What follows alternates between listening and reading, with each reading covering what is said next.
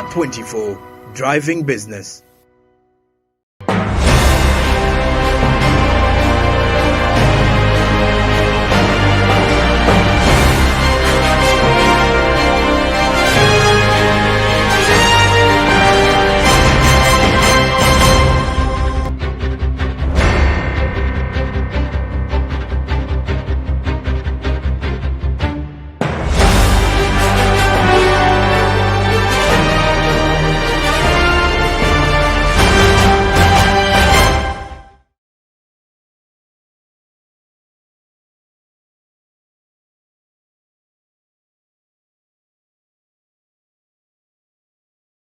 Very well, 16 minutes past 9 in the morning. Thank you for joining us right here on SMART24 TV. And for this particular hour, we dive into our topical discussion.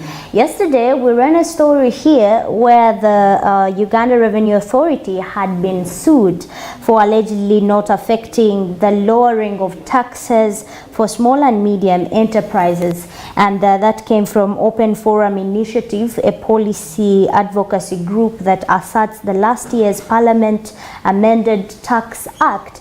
Now we're going to dive into it this morning, and joining me right now is Alenyo Blaise, who is a tax lawyer and also programs officer at TOFI. A very good morning. Thank you for joining us, Alenyo. If you could just briefly tell us how TOFI works on this one, then we kick it from there. Okay, good morning, Rita.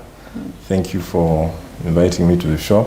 I am very humbled to be here. I understand you guys are the Bloomberg of... yes, we drive businesses around here. Please share with us briefly what TOFI is all about, and then we kickstart it around here for the viewer to understand what you do. Okay, so TOFI is a short form for the Open Forum Initiative. The Open Forum Initiative is a civil society organization, but it's run by young people like me and the rest of my colleagues.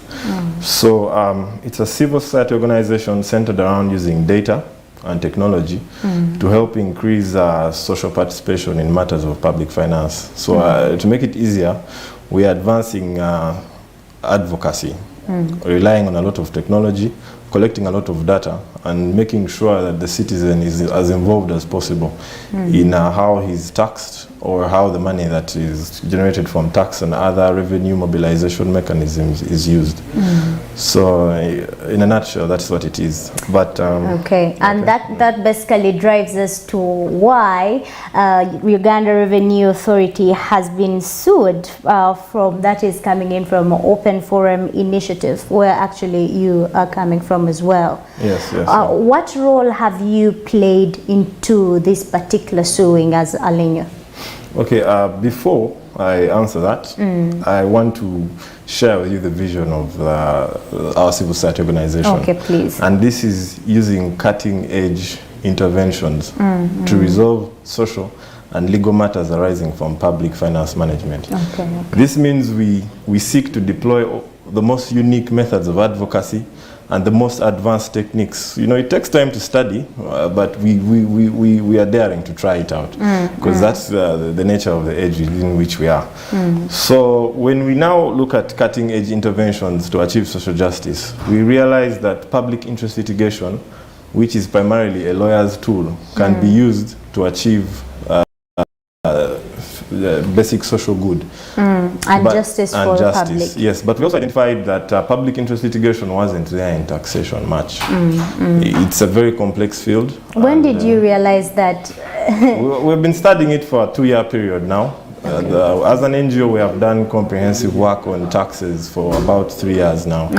And we have worked with Ministry of Finance, local governments, and even made proposals every year with the help of the Tax Justice Alliance. But what I'm saying is that we identified that there was very little of this unique legal strategy being adopted for tax justice.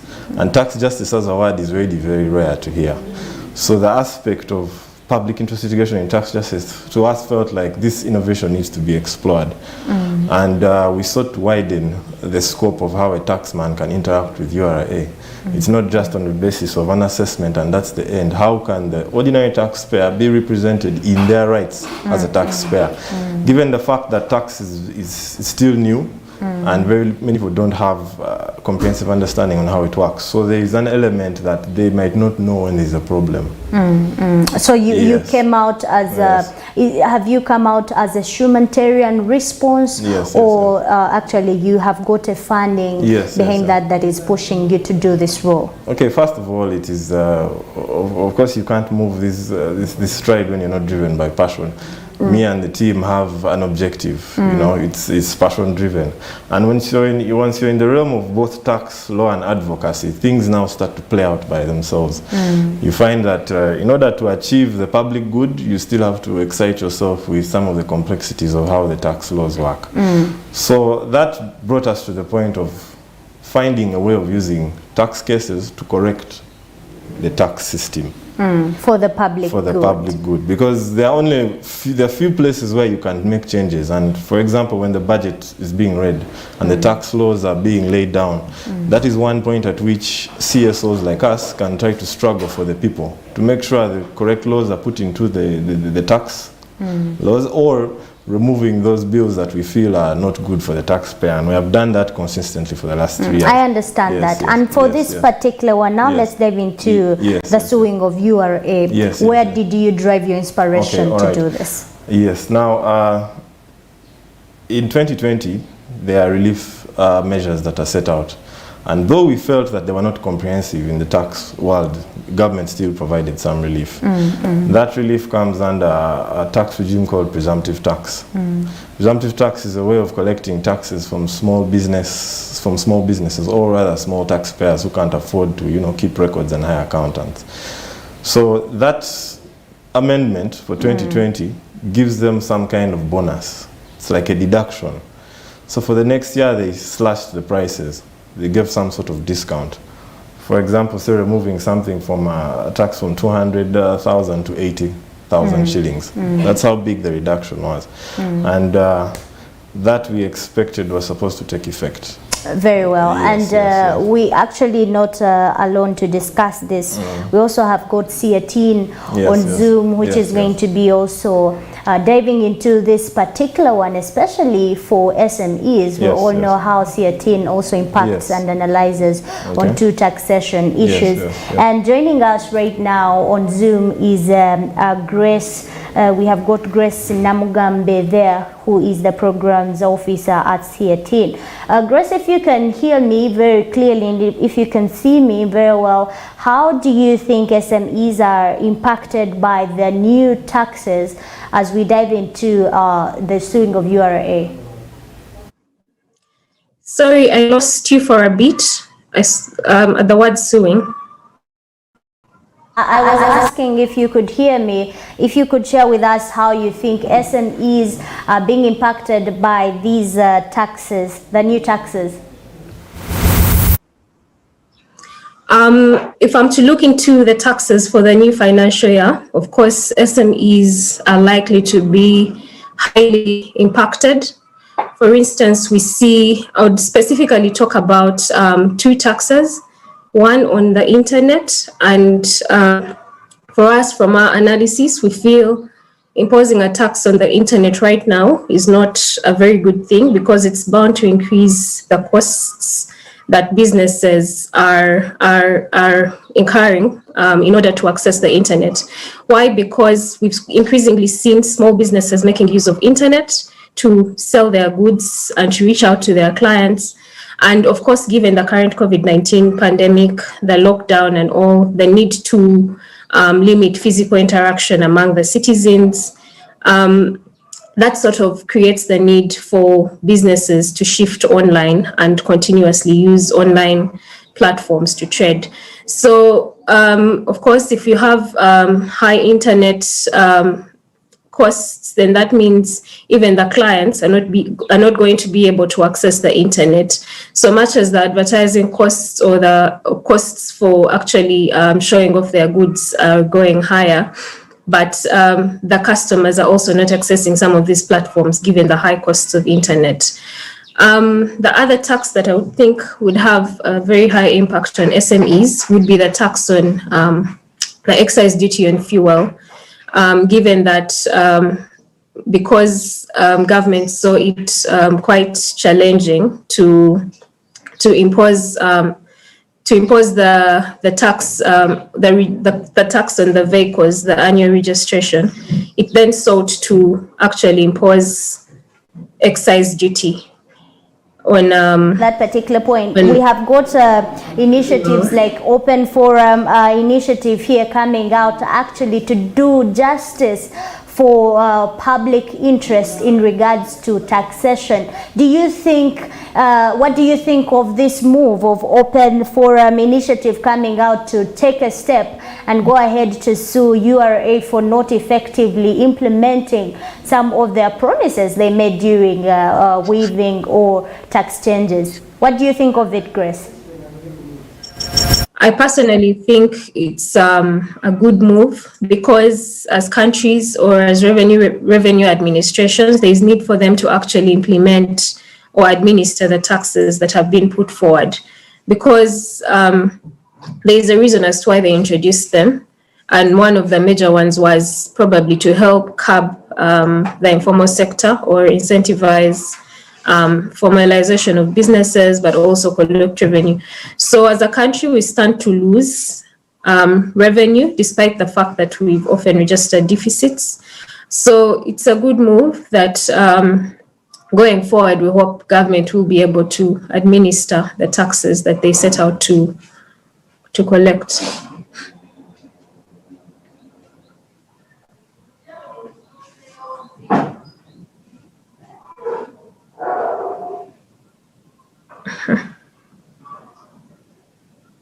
Definitely getting back to you.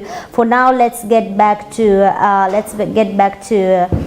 here. I'm here discussing with Lenyo here, and take us through how you think URA will take a step forward onto one of the initiatives now you've come up with. Have they already responded? Have you seen a response now, as of regarding the suing is concerned? Thank you. In the first case, this is not the first time we have gone to court over URA and taxes. We did this in 2020 with the rental rates regulations. That is last year. And we managed to achieve what you could call a constructive injunction, something that bars someone from executing a certain law because it's wrong. Still with this other case, the first win is bringing the issue to their attention. That becomes the first win, and letting the public know that they have money that is there for them, and tax relief that is available if they wish to partake. That is the first win for us. We expect a response to come from URA. That is something I cannot determine. Yes, of course. It remains within their right to respond as they please, because that defines the democracy we are in. But also, I appreciate the angle that you are adopting when you look at the taxes that are there to affect the SMEs, some of the areas she pointed out. And through our research and the study that we have undertaken, we realize that there needs to be a lot of effort that is placed around small businesses, how we can incentivize their growth, how we can support them in basic tax compliance, because most of the small businesses are in the informal sector. That's another area we have to resolve. And that is why the case we filed in court is key, because presumptive tax covers most of the people in the informal sector. In a country where the informal sector it's broadly stretched out, very many people are locked out because of various reasons, academic constraints and even capital. We need to focus on an area like the presumptive tax to cater for the larger interests of small businesses. Very well. And just to highlight for you what we're speaking about here, in case you do not know why URA is being sued, that is in 2020 it came out and also actually appreciated and accepted that government has among other initiatives done the following here, as I'm going to give them to you so that you derive also your commitment towards our discussion. The reduction tax rates for small business taxpayers, and has in the interim deferred until September 2020. The payment of corporate income tax and the presumptive tax, that is for small and medium enterprises, like we were saying, as due to 1st April to 30th June 2020. Also, they derived payment of payee and pay-as-you-earn until September 2020 by the sectors from 1st April to 30th June 2020 for tax-compliant Ugandan businesses that were facing hardships during the lockdown or during COVID-19 crisis as of 2020. Also, they waived interest and penalties on tax arrears that accumulated before 1st July 2020 to lessen the tax liability of businesses who voluntarily complied with their tax obligations, and also provided tax deductibility of donations from the coronavirus responses. Among these that I have just shared, are there more that you derived at, or you were looking at SMEs, or you looked at pay? Because we also had Ministry of Finance coming out and pardoning, actually government pardoning people and saying URA do not collect tax. That was last financial year for a period of 3 months. Where did you derive the interest mostly? Because some of them were given pardons. Yes. Because everyone was being hit in businesses for COVID-19. So is it when, after, or before the 3 months of, pardonness from the government? Okay. The first thing is, yes, there are a bunch of waivers that are existing in the tax laws. Waivers that even apply generally to, if you look at it, you would think, okay, this is enough to resolve a problem. Okay. But when it comes to revenue mobilization and taxes, the issue must be looked at in a bigger light. For example, I have it on good information that the taxpayer register has about 1.3 million people.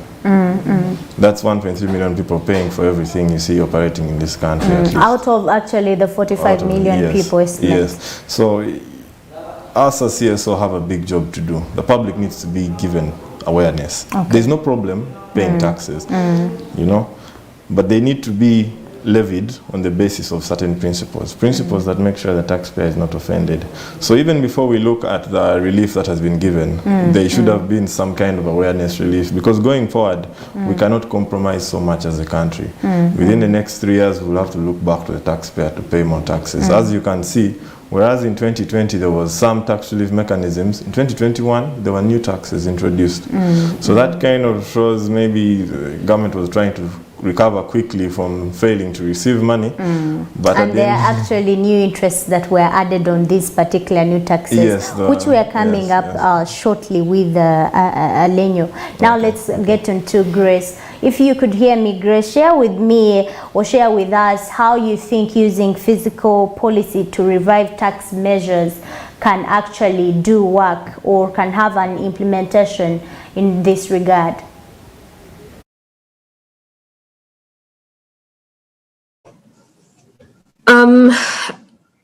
I think with regards to your question, I'd look at it especially in terms of how government is using tax policy to probably revive the economy, given the current COVID-19 pandemic that we are facing. And for us, of course, we realize that there's a need for government to rethink DRM, especially amidst the COVID-19 pandemic. And that is when we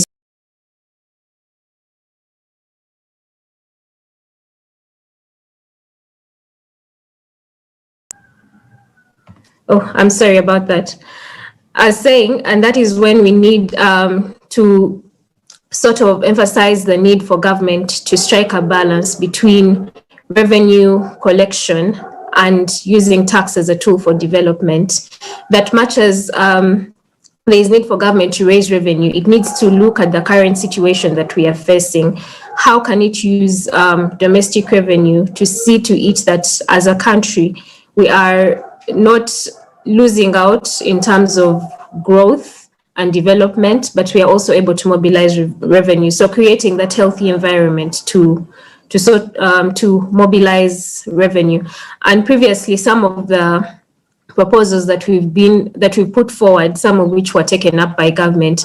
We had looked at issues around tax incentives and exemptions, because when the pandemic struck, we saw that it was very likely for government to award tax incentives and exemptions.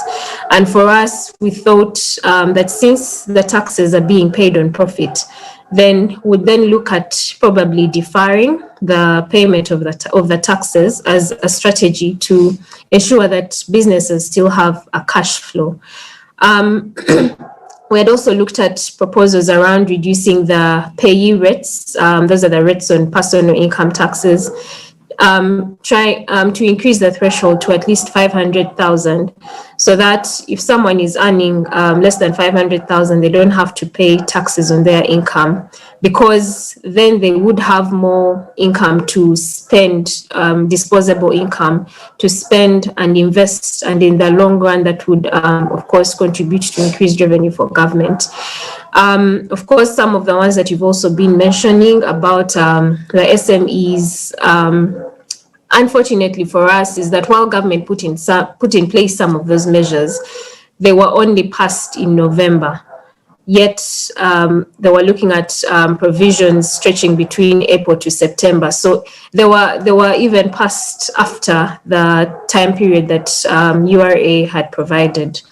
So how they were implemented, I'm not so sure. I'm not so sure if URA was able to allow for businesses to sort of deduct some of those taxes that they had already paid before the measures were passed. But getting back to the, sorry. Which actually we're looking at regarding deduction from URA, whether it has been able to deal with that. Alenyo here is sharing with us.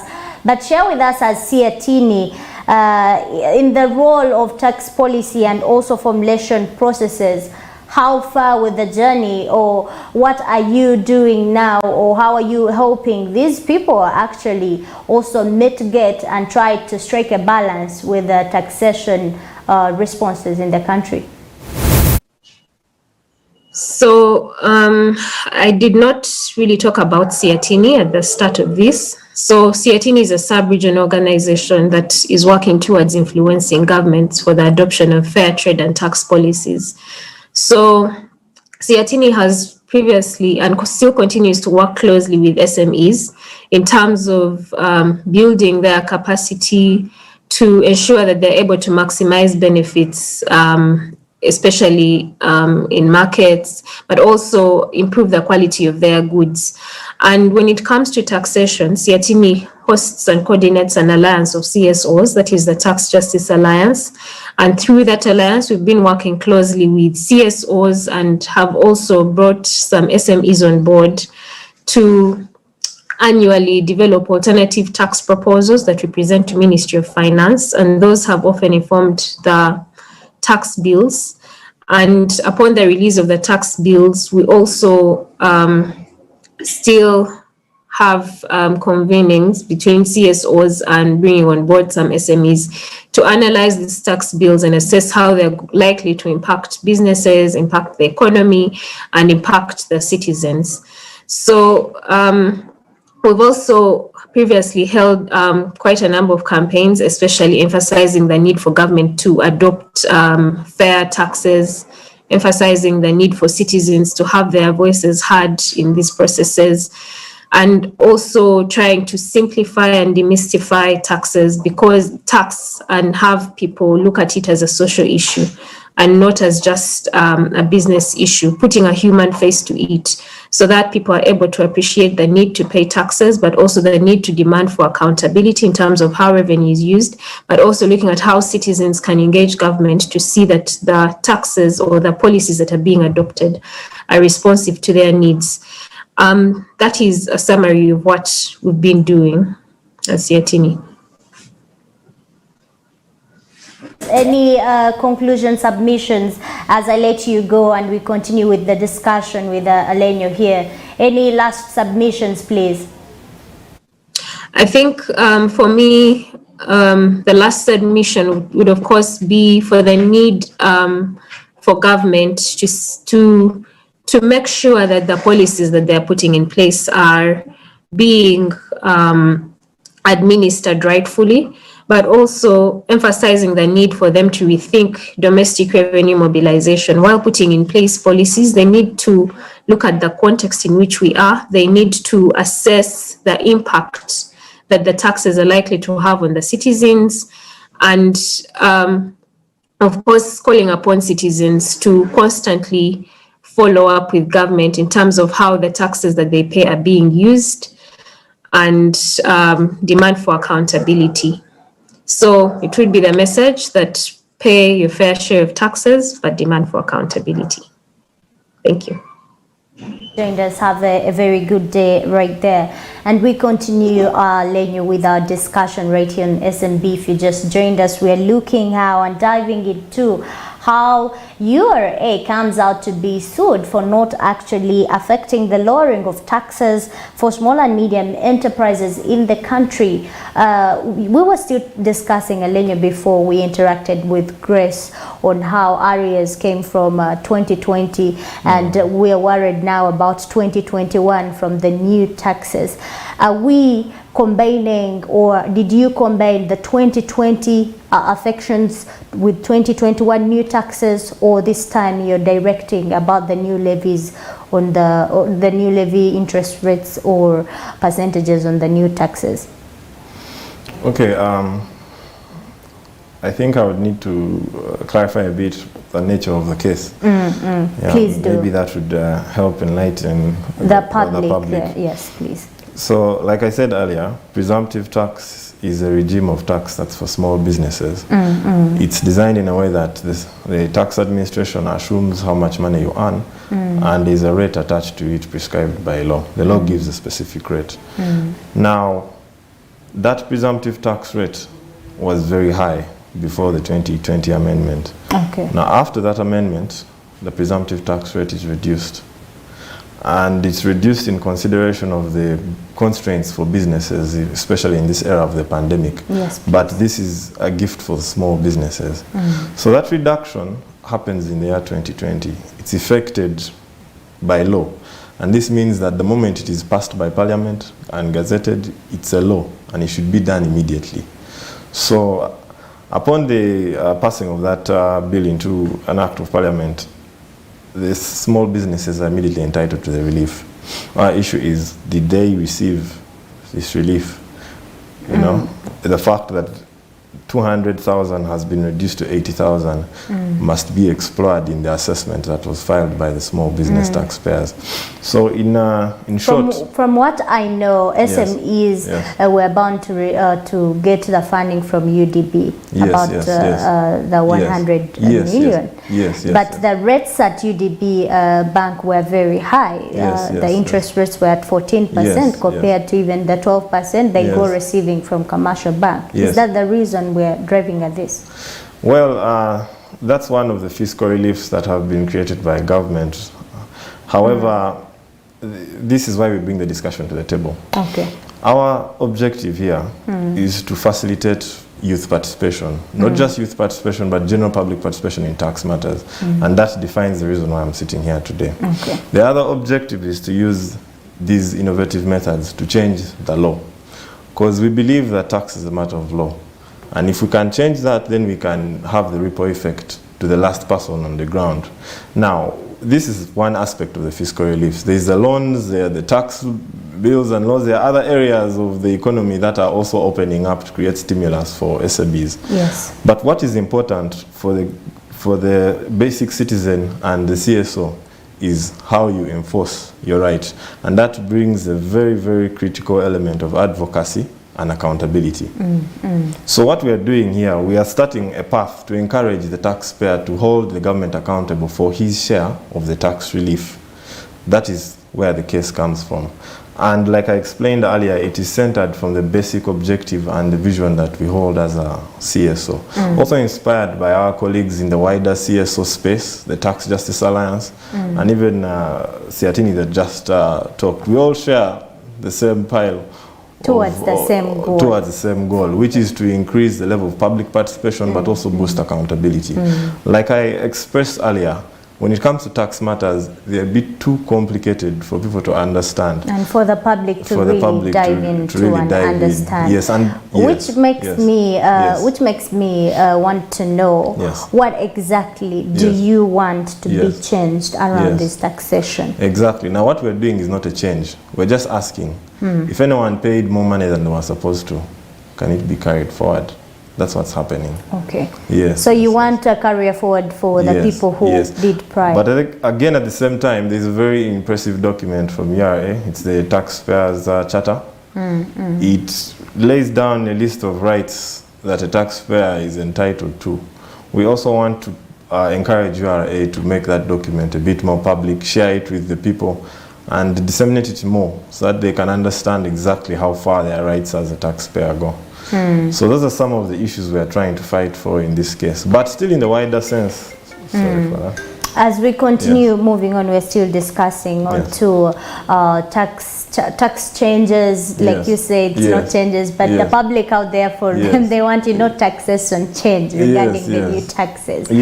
How do you think actually your submission towards the URA from court is going to help the public?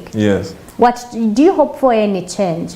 Okay, well, the first thing is just being here with you. We have already made some little bit of change. There are a bunch of. But URA has not yet come out too. That's one aspect of it. But you know, it's a two-way street. The taxpayer has to be given an effective awareness to understand what he needs, and URA has already been served with a document that details what should have been done and what has not been done. So now their response, like I said earlier, is something I can't comment on. But what we do for the public by simply having a discussion on the subject is to give them awareness of the fact that they have, that they have a right to carry on until the next financial year when you have got a balance from this previous year. Is that all? Because how about people who are not able to even fail their returns, for example, this time because arcades are closed? And how are you helping these people? Now those are the taxpayers who would fall under this bracket. They're the ones who need this kind of support even more. Is that part of the suing? Have you put it under court amendments? Precisely. All those small business payers who fall under presumptive, which is very common around Chikubo and those arcades. Yes, they're all considered in this action. And it is for their rights that this action is being placed before the Commissioner General. Yes, so that's why I'm telling you, just talking about it right now already does definitely it's having an impact, and we still do expect a comment from URA and also a step forward from URA, but we're still discussing on this particular one. If you could shed for us a light or shed for us a picture on what a taxpayer should expect in terms of mitigation and outcome of meeting their taxes, especially in COVID-19. Should they put their hopes onto CSOs like you, that you know what, we have people fighting for us when taxes go high? Now we have got people fighting for us. We have got a 12% on internet data. We have got levies on different commodities. We have got that 100 shilling on 2 petrol and diesel. Should they take it as a as a hope from you that they have got now an entity that has come to be there for them when taxation is high? Well, first of all, the obligation to pay taxes on every citizen. So the first thing, as per the constitution of this country, everyone needs to cater for themselves. So information is as important as it has always been. So everyone needs to look for the basic information that would assist. And I see URA has done a great job by providing information all over the place. They have a TV channel, but also CSOs like ours and Siatini have also done another great job by spreading this information. And we appreciate that. So that information is the first step, and that's why I've emphasized along this conversation that participation by giving them the information is already enough awareness, so to speak. Now, for us, as a like civil we want society, assurance. yes, Where mukoma wa, like where yes, do you yes, limit yourself yes, from? Do you just come out to yes, bring awareness of information yes, that look, yes, people yes, need to get this service, okay, and you stop there? yes, How further okay, do you go? Good. Thank you very much. That's a very good question, because awareness is just one bit. Now, when we move to more innovative ways of advocacy, is now when we break into like what we have done with the case. That is not just sitting down to give awareness, but we have gone down to the people who enforce these laws. Okay. We have identified the issue and have told them, please, you fix this for the taxpayer. Probably half of the country is not aware that, you know, there is a case for a small business taxpayer there to save him from presumptive tax overpaid. You see, so that one is one of the steps that we can go for. But we have a bunch of other programs that we are holding to encourage youth. We train youth leaders specifically on how to use certain advocacy tools, Okay. you know, to affect and change the revenue mobilization techniques in their areas. We did it in Arua, we did it in Lira, Apache, and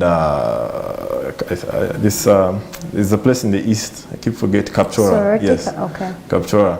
And we have seen that the young person is actually at the most critical position to receive this information, because in the next few years, this very large youth population that provides active labor force is going to be the one paying the tax. So we have also done some work along those lines. So there's a lot more that CSOs can do. People have expressed themselves. CSBAG has done a number of petition-styled initiatives for the Ugandans. So as per the Constitution, we have a mandate to serve in the interests of the average Ugandan, or basically every Ugandan. And that's not an assurance that we'll go and, you know. I understand, but if you could share with us, because taxation is a continuous process in the country for any economy or every state to develop. We need taxes. Yes, please. But as we conclude on this one, Alenyo, share with us, or if you can also advise government on how rightfully they can collect revenue, as well as we can encounter sustainable development for our people. How can that happen continuously for the coming years, and people can be happy? Ugandans can as well afford school, can afford hospitality, can afford medication. Because what is happening now, people are being limited actually by taxation because of the high rates. How can the government streamline on that? That's a very fascinating question. And the former Commissioner General Doris Akol has written a paper on the ICTD website where it expresses the difficulties in the laws that are made for tax purposes. There are several challenges being faced there. But the biggest challenge would be that there is not enough public participation. So government needs to open up more ways to encourage civil society to get in. And civil society is the technical support for the ordinary man, because we have gone to school to study how we can help the ordinary citizen from their point of view.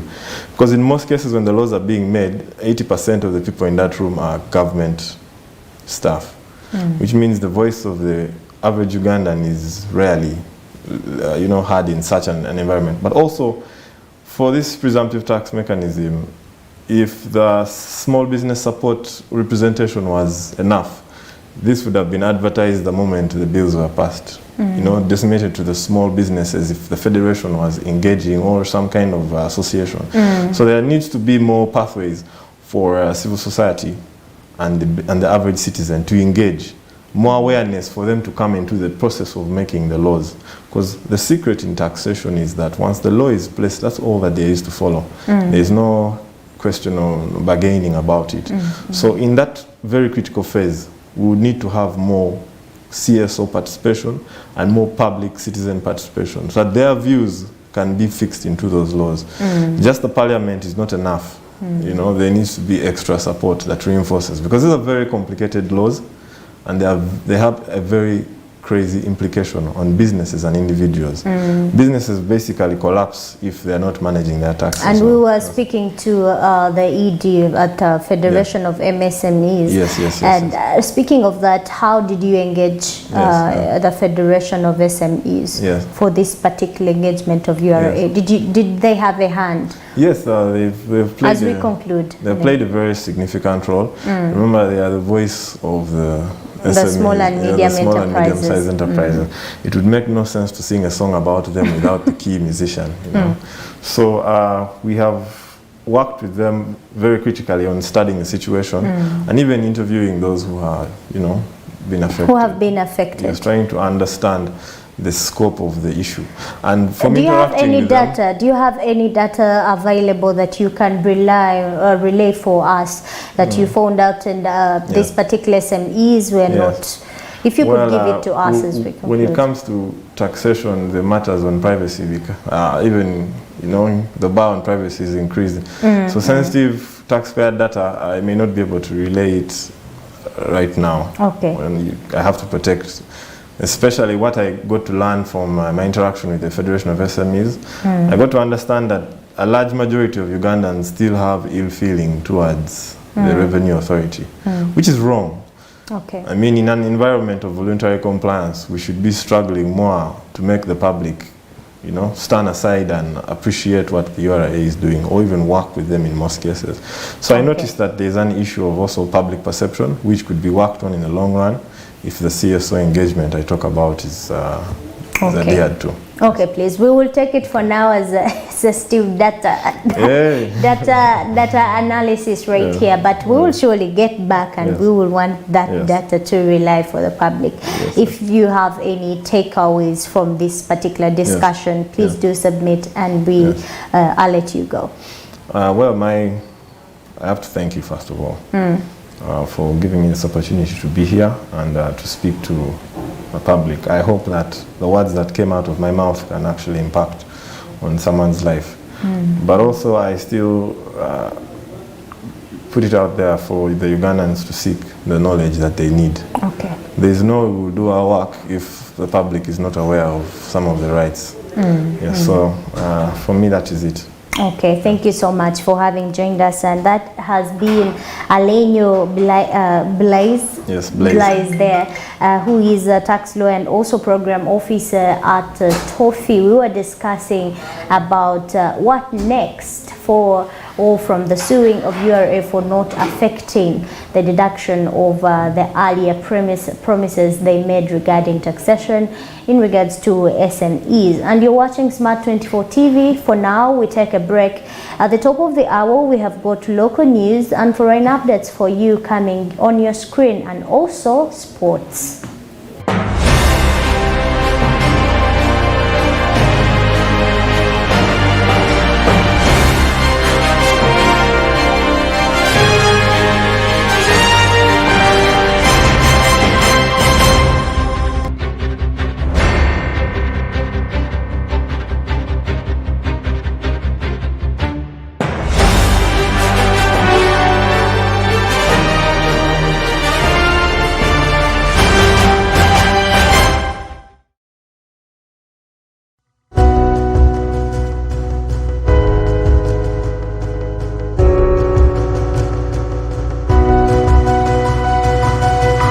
SMART24, driving business.